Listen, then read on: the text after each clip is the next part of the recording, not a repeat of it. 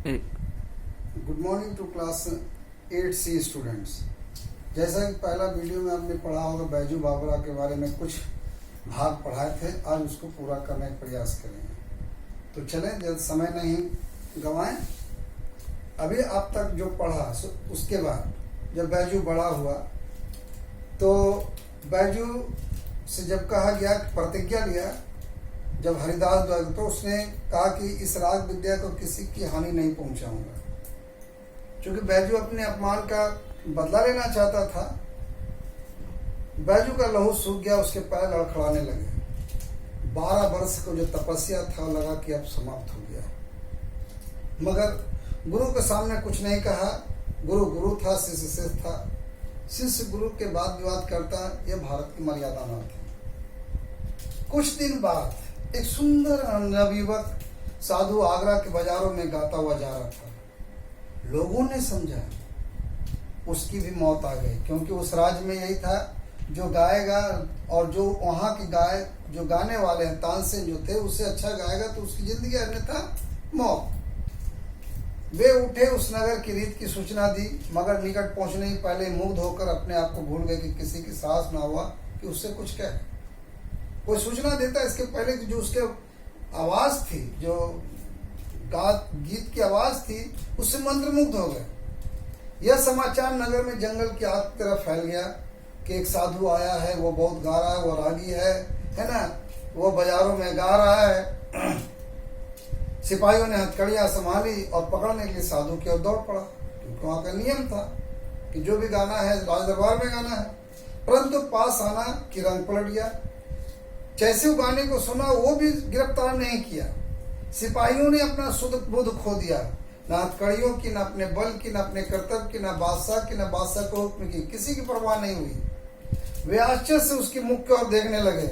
इधर साधु बड़ा मस्त था, सुनने वाले मस्त थे, जमीन आसमान मस्त थे, आने जाने वाले मस्त थे। गाते गाते साधु धीरे धीरे चलता जाता और सुनने वाले भी भीड़ उसके पीछे पीछे, साधु के पीछे पीछे चले जा रहे थे। अचानक एक गाना बंद हो गया, बजाना बंद हो गया, उसने बंद कर दिया। जैसे ही गाना बंद हुआ, जादू का प्रभाव टूटा, समाप्त हुआ। तो लोगों ने देखा कि तानसेन महल के सामने खड़े हैं। तानसेन बाहर निकला, वह लोगों को देखकर खुद हैरान हुए, कितनी बड़ी भीड़। और फिर सब कुछ समझकर नवयुवक से बोला, तू शायद आप ही के सिर पर मौत सवार है, लगता है आप ही के सिर पर मौत सवार है जो आप गा रहे रास्ते में। नवयुवक साधु मुस्कुराया, जी हाँ, मैं आपके साथ गान विद्या पर चर्चा करना चाहता हूँ, बहस करना चाहता हूँ, ज्ञान विद्या का आपसे परिचित करवाना चाहता हूँ, गाने की एक तरह से कंपटीशन जिसको अंग्रेजी में कहते करना चाहता हूँ। तानसेन ने उस नवयुवक को भाव नहीं दिया, बड़ी बेपरवाही से, अनमन ढंग से उत्तर दिया, बहुत अच्छा, मगर आप नियम जानते हो ना, नियम कड़ा है और मेरे दिल में जरा भी दया नहीं है। मेरी आंखें दूसरों की मौत देखने के लिए हर समय तैयार है। मैं हमेशा ऐसा देखता हूँ कि जो मेरे सामने गाया नहीं पा रहा, उसकी मौत निश्चित है, और ऐसा आंखें मेरी तैयार रहती है मौत देखने के लिए। नवयुवक, और मेरे दिल में जीवन का मोह नहीं, मैं मरने के लिए था। और उसने कहा, उस छोटे से बालक ने, कि मेरे दिल में जीवन का मोह नहीं है, लालच नहीं कि मैं जिंदगी जीऊं, मैं हमेशा मरने के लिए तैयार हूं। इसी समय सिपाहियों को अपनी हथकड़ियों का ध्यान आया।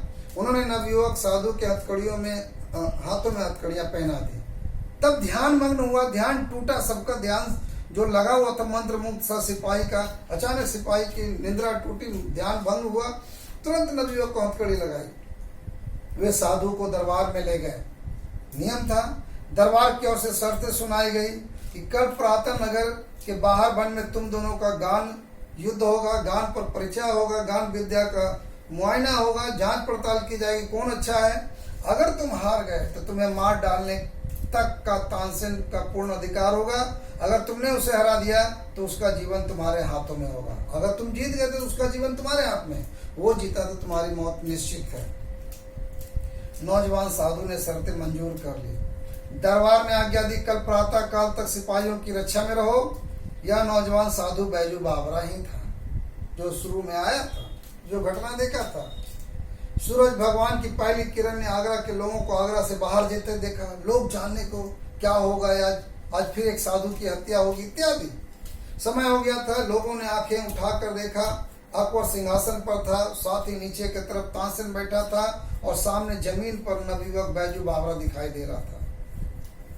नवयुवक बैजू बावरा के चेहरे पर जरा भी शकून नहीं थी। मुंह तेज था, चमक था, उसकी आंखों में निर्भयता थी।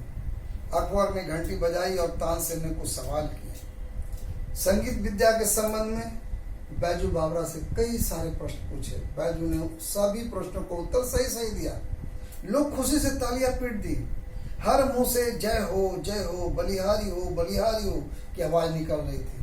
पहले कभी ऐसा नहीं देखा था। इसके बाद बैजू बावरा ने सितार हाथ में लिया और उसके पर्दों को हिलाया तो जनता ब्रह्मानंद में लीन हो गई। जैसे लगता मधुर ध्वनि की छिट चारों तरफ फैल गई उसकी आवाज। पेड़ के पत्ते तक चुप हो गए, शांत हो गए।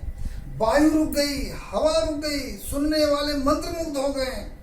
सब लगा कि है इस दुनिया में, लेकिन नहीं भी है।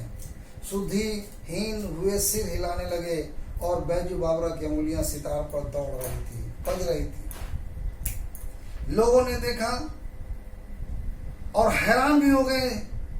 देखने के साथ हैरान भी हो गए। कुछ हिरन छलांगे मारते हुए आए और बैजू बावरा के पास खड़े हो गए। बैजू बावरा सितार बजाता रहा। वे हिरन सुनते रहे और दर्शक असाधारण दृश्य को देखते रहे। जैसे लग रहा है कि सामने सब कुछ साक्षात हो रहा है। हिरन मस्त था और बेसुध था। हिरन को भी पता नहीं था, लेकिन बेसुध था। सुनने में वो भी लीन थे, गाने को, गीत को, आवाज को, सितार की धुन को। बैजू बावरा ने सितार हाथ में रख दी और अपने गले में पड़ी फूल मालाएं उतार कर उन हिरणों को पहना दी। फूलों के स्पर्श से हिरणों की नींद टूटी, सुध खोई। चौकड़ी भरते हुए हिरण वहां से गायब हो गए। बैजू ने कहा, तानसेन मेरी फूल मालाएं यहां मंगवा दे, तब मैं जानूंगी कि आप राग विद्या में जानते हैं और हमसे अच्छे हैं। तानसेन सितार हाथ में लेकर अपनी पूर्ण परवीरता के साथ बजाने लगे। ऐसी अच्छी सितार, ऐसी एकाग्रता के साथ उन्होंने अपने जीवन में कभी नहीं बजाई थी। आज पूरा झोंक दिया था आवाज को। उसको अपने तन की सुधी न थी, न सितार बिना संसार में कुछ और न था। बहुत समय बीत गया बताते हुए, अंगुलियां दुखने लगी, मगर लोगों ने आज तानसेन को पसंद ना किया। कहते हैं सूरज और जुगनू का मुकाबला क्या हो सकता था। सूरज यहाँ पर दिख रहा था बैजू, जुगनू दिख रहे थे तानसेन। आज से उन्होंने पहले जुगनू देखे थे, लेकिन आज उन्होंने सूरज देख लिया। बहुत कोशिश करने के बाद, तानसेन बजाने के बाद हिरन नहीं आया तो तानसेन के आंखों के सामने मौत नाचने लगा कि अब तो मेरी मौत हो गई, अब तो मुझे सजा मिल जाएगी।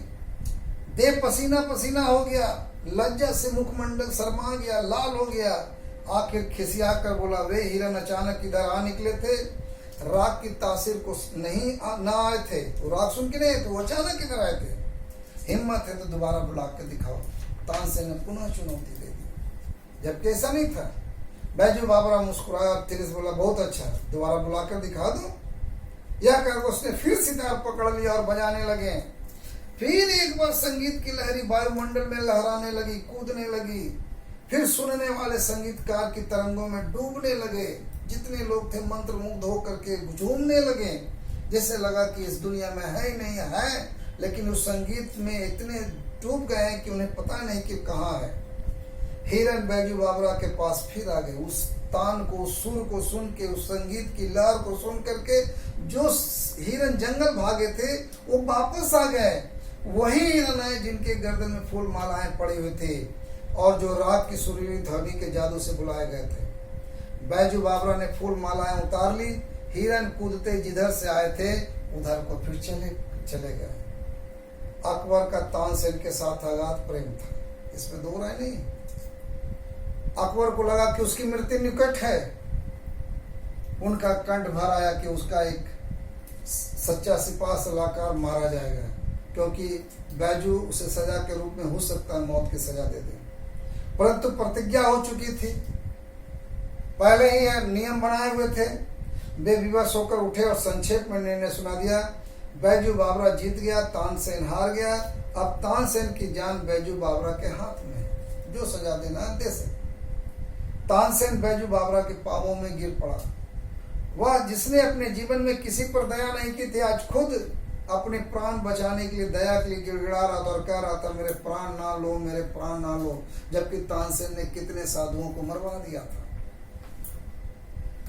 बैजू बावरा ने कहा मुझे तुम्हारे प्राण लेने की चाह नहीं है, इच्छा नहीं कि मैं तुम्हारी प्राण ले लूं, मैं बदले की भावना से नहीं है। बस इतना करो कि जो तुम कड़े नियम बनवाए हो कि अगर तुम्हारे सामने कोई गा नहीं पाया तो उसके जो मरवा देते हो, फांसी पर लटवा देते हैं, ऐसे नियम को हटा दो। जो कोई आगरा के सीमाओं के अंदर आए, अगर तानसेन का जोड़ ना हो तो मरवा दिया जाए, ऐसे नियम को हटवा दीजिए। आपके बराबर कोई नहीं रहा, नहीं गा पाया तो ये नियम हटा दीजिए, किसी को मारिए नहीं।